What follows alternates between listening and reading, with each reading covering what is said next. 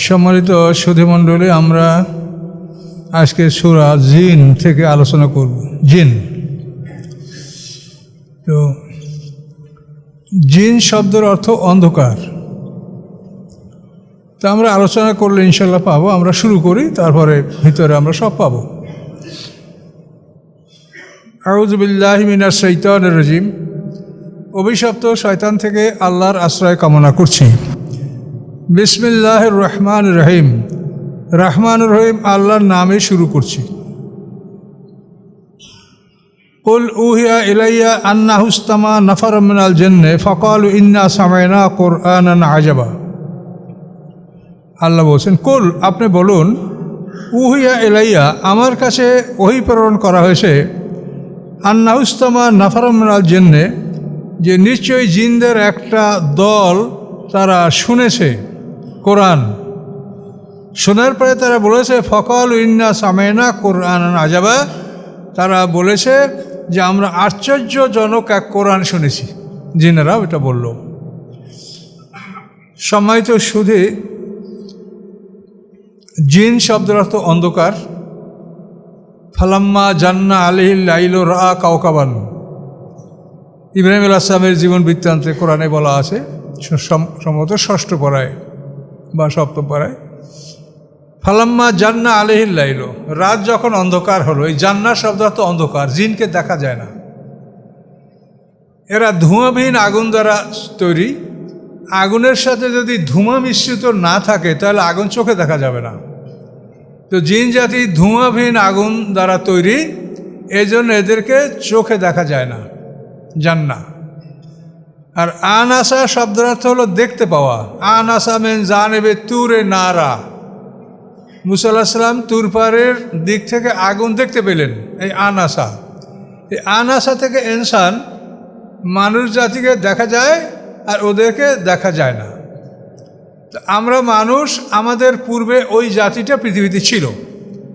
ওই জাতির আগে কারা ছিল এরকম কোনো বিবরণ কোরআনে আমরা পাই না।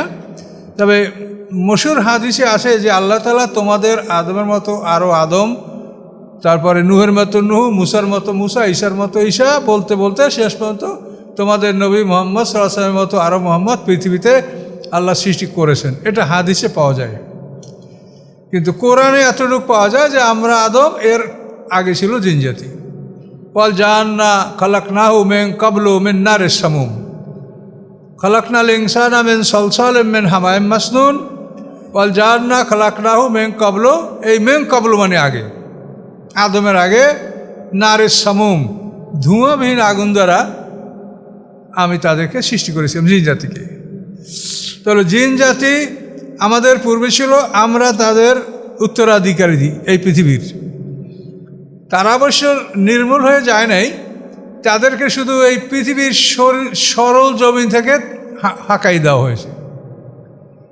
যেহেতু তারা পৃথিবীতে আল্লাহর বিধান সঠিক পালন করে নাই, নিজেরা মারামারি, কাটাকাটি, অশান্তি সৃষ্টি করেছে, আল্লাহ অসন্তুষ্ট তাদেরকে এই পৃথিবীর সরল জমিন থেকে তাড়িয়ে দিয়ে জমিনকে পরিষ্কার করে তারপরে আল্লাহ তাআলা ইন্নী জাইলুন ফিল আরদি খলিফা এই কথাটা বলেছেন।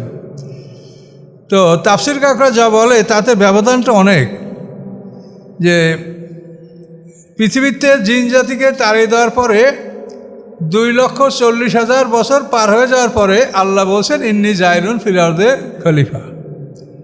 তো এই সময়টার একটা স্বাভাবিক হিসাব আমরা এটা পাই যে জিন জাতিদেরকে যখন পৃথিবী থেকে তাড়ানো হচ্ছিল, তখন জিবরাইলের সাথে একদল ফেরেশতা ছিল। তারা ওদেরকে কিছু মাইরিয়া পিটিয়া ওদেরকে তাড়াই দিল, সরল জমিন সব পরিষ্কার হয়ে গেল। কিন্তু ওই সময় দেখা গেল যে শয়তানের ছোট একটা বাচ্চা এটা পড়ে আছে, তার বাপ মা তাকে ফেলে চলে গেছে, কিন্তু খুব ছোট বাচ্চা। তো জিবরাইল আমিন দেখলেন যে এই বাচ্চাটা তো এটা নিষ্পাপ, তো বাচ্চাটাকে তুললেন, যেটাকে আমি ওর মা বাবার কাছে পৌঁছে দেব।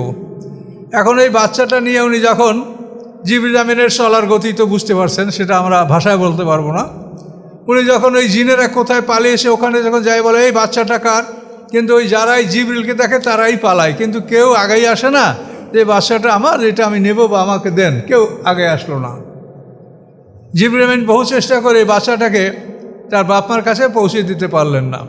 শেষ পর্যন্ত আল্লাহর কাছে যখন উনি এই দায়িত্ব পালন করার পরে হাজিরা দিলেন, তখন আল্লাহ জিজ্ঞাসা করলেন যে এই বাচ্চাটা তুমি কোত্থেকে নিয়েছো, কী করেছো? তখনই বললেন যে আমি একে অন্য কোনো উদ্দেশ্যে না, ও মরে যাবে এই জন্য আমি ওকে তুলেছিলাম আর বাপার কাছে পৌঁছে দেওয়ার জন্য, কিন্তু আমি ব্যর্থ হয়েছি। তখন আল্লাহ বলেন যে ঠিক আছে, তুমি ওকে আনছো, তোমার দায়িত্ব ওকে লালন পালন করো, ওকে তুমি এই খাদ্য খাদক দাও, লালন পালন করো, জ্ঞান শিক্ষা দাও, কিন্তু আরে রাখো 7 তবক জমিনের নিচে। এখন কোথায় যে 7 তবক জমিন আমরা বলতে পারবো না, তাফসিরের আকার ওখার লেখছে, আমরা বলছি বোকার মতো, কী করব। অর্থাৎ পৃথিবীর নিম্নাঞ্চলে তাকে রাখার অনুমতি দিয়েছে আল্লাহ, সেখানে তাকে রাখা হয়েছে এবং সে ওখানে বসে তার শিক্ষা দীক্ষা জ্ঞান গরিমা সব ওই জিবরিল আমিনের মাধ্যমে। এভাবে সে 1000 বছর ইবাদত করার পরে তাকে আল্লাহ এক স্তর উপরে ওঠার অনুমতি দিয়েছে। এইভাবে 14,000 বছর ইবাদত করার পরে তাকে আল্লাহ 7 জমিন 7 আসমানের উপরে স্থান দিয়েছে। এখন সে সপ্ত আকাশের উপরে, যেখানে জান্নাতের স্তর, সপ্ত আকাশের উপরে সিদরাতুল মুনতাহা এবং ইনদাহা জান্নাতুল মাওয়া, যেটা কোরআনে বলা আছে। এবং ওখানে এই জান্নাতগুলি, মাওয়া মানে আশ্রয়স্থল, যে জান্নাতে মোমেনরা আশ্রয় নেবে, সেগুলি ইনদা সিদরাতুল মুনতাহা, মানে সপ্ত আকাশের উপরে যে সীমানার বড়ই গাছ, মুনতাহা মানে শেষ সীমানা, লাস্ট পয়েন্ট। তো ওখানে ইনদা জান্নাতুল মা, ওখানে জান্নাতের জগৎ, এই জান্নাতের জগতের উপরে আল্লাহর আরশ। এখন যেমন আমরা উপরে তাকাইলে আকাশ দেখতে পাই, জান্নাতে আল্লাহ যদি নসিব করে জান্নাত থেকে উপরে তাকাইলে আমরা আল্লাহর আরশ দেখতে পাবো। তো এখানে এই শয়তানের বাচ্চার ইবাদত এবং তাফসীরে বলা আছে, তারিকুল খামিস এই রেফারেন্সটা দিয়েছে যে 2,40,000 বছর ইবাদত করার পরে, ওই আজাদিলের 2,40,000 বছর ইবাদত করার পরে আল্লাহ বললেন ইন্নী জাইলুন ফিল আরদে খলিফা। ফেরেশতাদেরকে বললেন যে আমি পৃথিবীতে প্রতিনিধি বানাবো। তারপর ফেরেশতারা কী বললো না বললো সব আপনারা শুনেছেন সূরা বাকারার মধ্যে বহুবার, এগুলো আপনাদের আলোচনায় আসছে। তো এভাবে আল্লাহ তাআলা আমাদেরকে, আমরা আদম জাতি আমাদেরকে সৃষ্টি করলেন, আমরা পৃথিবীতে আসলাম। আসার পরে এই জিন জাতির যে একটা চলাফেরার গতি, এরা সপ্ত আকাশ পর্যন্ত উড়ে যেতে পারত। এখন কিভাবে তারা যাইতো, কী করতো, এর বিবরণ আমরা দিতে পারবো না। আমরা যদি সত্য কথা বলি, সেটা হলো যে প্রথম আকাশ বলতে কী বোঝায় তাই আমরা বুঝি না, কিন্তু এখন এটা আসে তাই বলছি, কিন্তু এগুলো আসলে আমরা বুঝি না যে এটা কী। তার কারণে এই যে আকাশের স্পেস, আকাশের যে পরিধি, এটা চিন্তা করলে আমাদের মাথায় এগুলো কুলায় না, আমাদের জ্ঞানের বাইরে। আর আল্লাহ সেটা বলেছেন যে সুম্মারাজেল বাসারা কাররাতাইনে ইয়াংকালেব এলাইকাল বাসারও খাসআও ওহুয়া হাসির সূরা মুলকের মধ্যে বলেছেন যে তুমি তাকাইছো, আবার তাকাও, পুনরায় তাকাও, দ্বিতীয়বার আবার তাকাও, ইয়ানকালেব এলাইকাল বাসারও খাসআ, ফিরে আসবে তোমার দিকে তোমার দৃষ্টিশক্তি ক্লান্ত হয়ে, অপারগ হয়ে। হাসির মানে অপারগ ক্লান্ত, খাসিয়া অপারগ, হাসির ক্লান্ত। তুমি অপারগ, তোমার দৃষ্টি অপারগ এবং ক্লান্ত হয়ে তোমার দিকে ফিরে আসবে, তুমি আয়ত্ত করতে পারবে না। তো এটা আসলেই সত্য যে আমরা আকাশের এই বিষয়টার দিক তাকালে বা এটা নির্ণয় করতে গেলে আমরা আয়ত্ত করতে পারছি না। তো ওরা ওভাবে সপ্ত আকাশে যাইতে পারত এবং যুগে যুগে ওদের এই গতি আল্লাহ কমিয়ে দিয়েছেন এবং শেষ পর্যন্ত ঈসা আলাইহিস সালাম পর্যন্ত ওরা তৃতীয় আকাশে যাইতে পারত। এরপর ঈসা আলাইহিস সালামকে যখন তৃতীয় আকাশে আল্লাহ স্থান দিলেন, তখন সেখানে যাওয়াদের যাতায়াত বন্ধ হলো। এরপর ওরা প্রথম আকাশ পর্যন্ত যেতে পারত। প্রথম আকাশে বিভিন্ন জায়গায় ওরা আসনে বসে বসে আল্লাহ এবং ফেরেশতাদের কথা চুরি করে শুনতো, এগুলো কোরআনে বলা আছে। তো যখন প্রথম আকাশে কোরআন নাজিল হলো, তখন ওদের প্রথম আকাশে যাতায়াতে ওদের বাধা সৃষ্টি হলো। আল্লাহ রসুলের উপরে কোরআন, এটা আল্লাহ রসুলের বিভিন্ন এটা বর্ণনা আছে, তবে কদরের রাতে কোরআন নাজিল, এটা কোরআনের বর্ণনা। আর এমনি তাফসিরকার কাছে ঐতিহাসিক বর্ণনা সেখানে বলা আছে যে আল্লাহ রসুলের জন্মের রাত্রেই কোরআনকে লৌহে মাহফুজ থেকে প্রথম আকাশে নাজেল করা হয়েছে, আল্লাহ রসুলের জন্মের রাত্রে।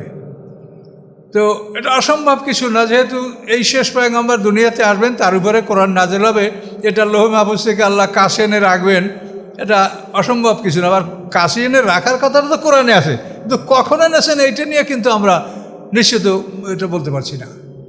তবে কদরের রাত্রটা হলো গ্যারান্টিটা কোরআনের আছে, এবং কদর ছাড়া আমরা অন্য যা কিছু বলি সেটা কোরআনে নাই, সেটা তাফসিরে বা বিভিন্ন গ্রন্থ থেকে আমরা বলছি।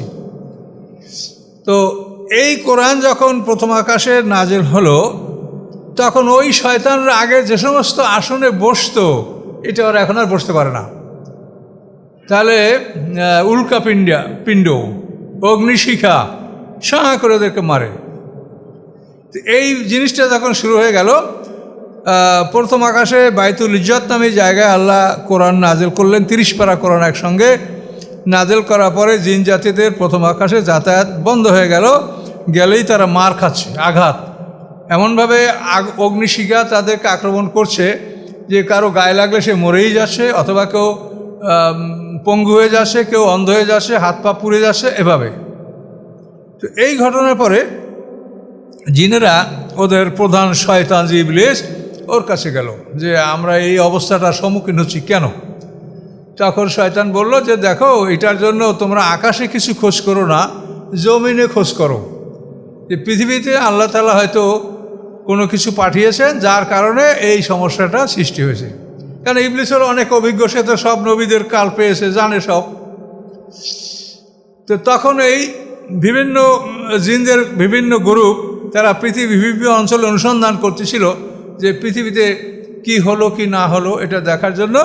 তো শেষ পর্যন্ত নসিবাইন শহরের একদল জিন, নসিবাইনটা ইয়ামানের মধ্যে, ইয়ামানে নসিবাইন শহরের একদল জিন ঘুরতে ঘুরতে আল্লাহ রসুলের নিকটে পৌঁছে গেলেন।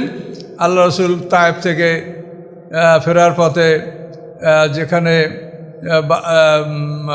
এটা হলো বাতনে নাখলা, সেই বাতনে নাখলার কাছে আল্লাহ রসুল ফজরের নামাজ পড়তেছিলেন। তখন এই আল্লাহ রসুলের মুখ থেকে জিনরা তখন কেরাত শুনতে পায়। সেই কেরাত শুনতে পেয়েই তারা বুঝতে পারে যে আমরা আকাশের আসনগুলিতে কেন বসতে পারছি না। সেই কথাটা দেখেন কত সংক্ষেপে আল্লাহ বলছেন। আপনি বলেন যে আমার কাছে হয়ে আসে যে জিনদের একদল কোরআন শুনেছে, কোরআন শুনে তারা বলে ফকালু, তারা বলে ইন্না সামেনা কোরআন আজাবা, নিশ্চয়ই আমরা একটা আশ্চর্য ধরনের কোরআন শুনতে পেয়েছি। আশ্চর্য ধরনের কোরআন, জিনদের বক্তব্যটা। ইয়াহদিল আর রুশদে, ওই কোরআন মানুষকে সৎপথ দেখায়। এই কোরআন মানুষের সৎপথ, কল্যাণকর পথ, দুনিয়াও কল্যাণ হবে, মরার পরেও কোটি কোটি বছর আমরা ভালো থাকবো, এই পথ কোরআন দেখাচ্ছে।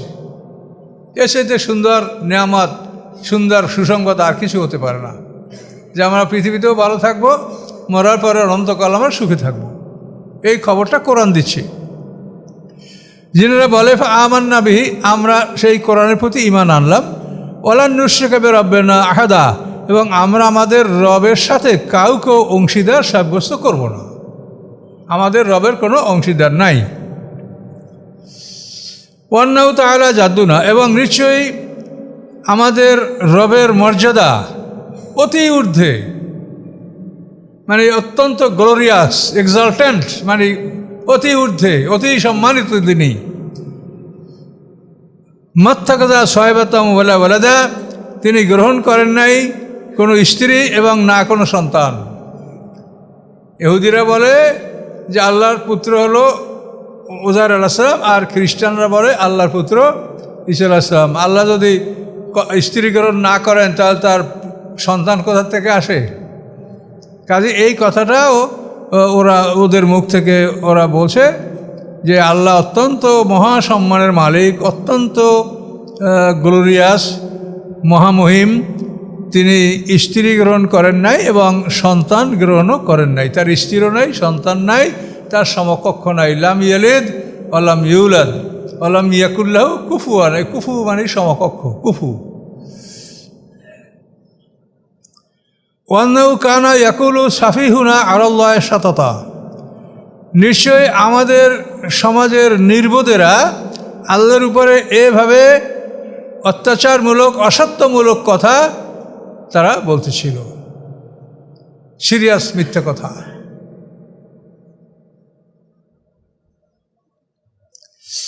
তো এই জিনদের কিন্তু বক্তব্যটা যে আমাদের জাতির নির্বোধেরা আল্লাহর ব্যাপারে মানে ভয়ঙ্কর মিথ্যা কথা তারা বলতেছিল।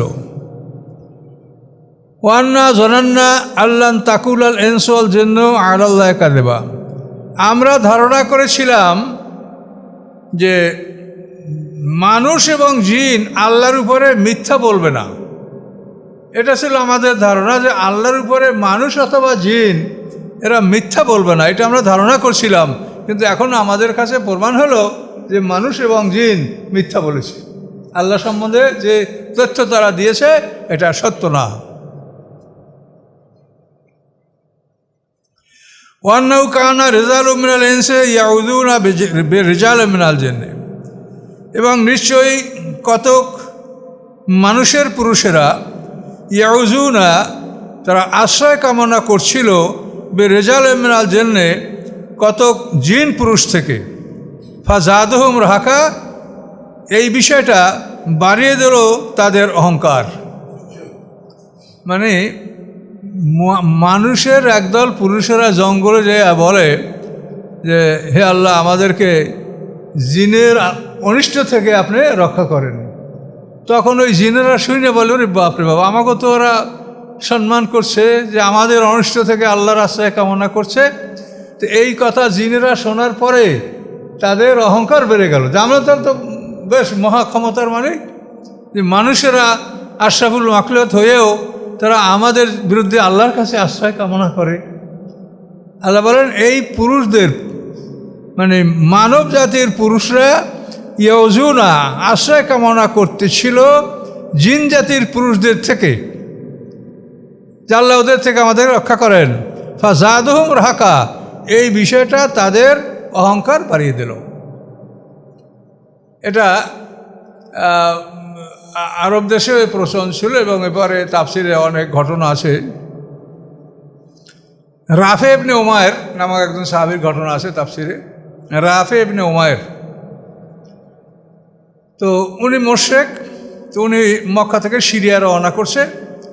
তো চলতে চলতে পথে গভীর রাত্র হয়ে গেছে, এখন আর চলতে পারছে না, ঘুমানো যায়। তখন ওই উট থেকে নেমে উটটাকে বসে রাইখা ওই উটের পাশে উনি বেদুইন ওদের তো ওই মরুভূমিতে ঘুমাইতে আরাম, ঘুমাই পড়ছে।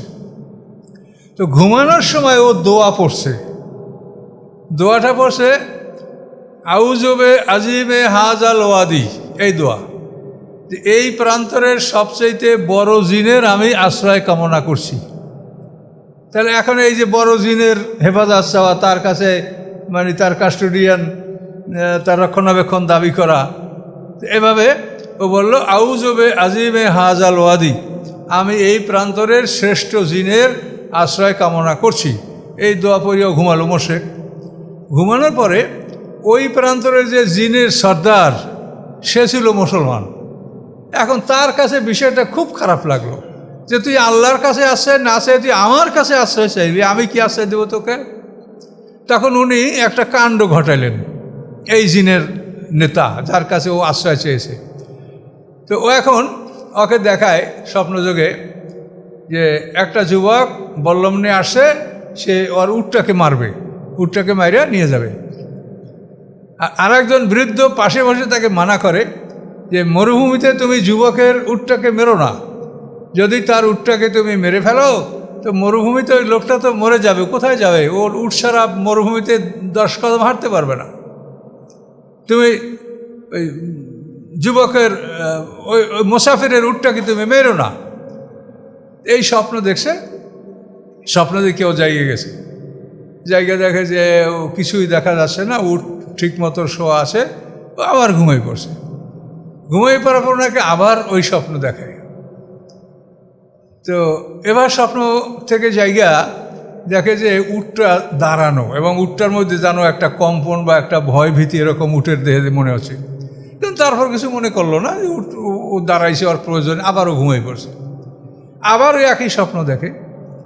তো এবার স্বপ্ন থেকে জাগার পরে ও দেখে যে বাস্তব ঘটনা, যে এক যুবক বল্লম নিয়ে আসে যে উটটাকে মারিয়ে নিয়ে যাবে, আর এক বৃদ্ধ তাকে মানা করে যে তুমি এই মরুভূমিতে তুমি মুসাফিরের উটটাকে মারো না।